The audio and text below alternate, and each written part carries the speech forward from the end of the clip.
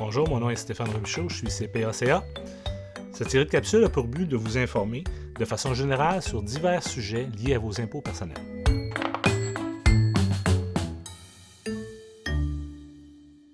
Aujourd'hui, je me propose de discuter des dépenses admissibles pour les travailleurs salariés. Pour pouvoir déduire certaines dépenses, lorsqu'on est salarié, on doit absolument obtenir de notre employeur un formulaire T2200 pour le fédéral et TP64.3 pour le provincial. Sans ces formulaires-là, on ne peut pas réclamer. C'est ces formulaires-là qui déterminent les dépenses que l'emploi nous occasionne.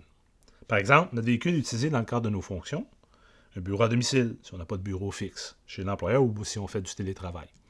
Les dépenses de télécommunication, votre cellulaire, c'est vous-même qui le payez, il va être déductible si l'employeur vous l'exige d'avoir un cellulaire.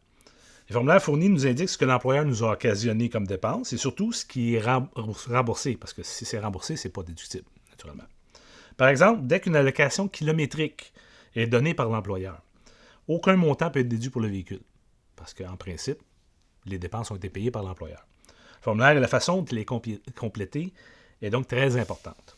Lorsqu'on peut effectivement déduire notre véhicule, il est très important de maintenir un registre de nos déplacements d'affaires et de nos déplacements totaux pour l'année, ainsi que nos diverses dépenses d'automobile, les contrats de location, les contrats d'achat du véhicule, l'essence, etc., comme n'importe quelle dépense d'automobile. Pour ce qui est du bureau à domicile, outre le total des dépenses, on doit savoir le nombre de pieds carrés de l'espace bureau et le nombre de pieds carrés de la résidence au complet. On doit aussi noter que si notre emploi est rémunéré sous forme de commission ou non, il y a certaines dépenses au niveau de la résidence qui sont admissibles ou non. N'hésitez pas à demander conseil auprès de votre comptable professionnel pour savoir ce qui s'applique à votre situation. J'espère que cette capsule vous a été utile. Naturellement, nous n'avons pas couvert toutes les situations possibles. Si votre situation diffère, n'hésitez pas à nous en faire part. Nous en ferons le sujet des prochaines capsules. Sachez aussi que nos bureaux se font un point d'honneur de préparer vos impôts en votre présence. Prenez rendez-vous dès maintenant.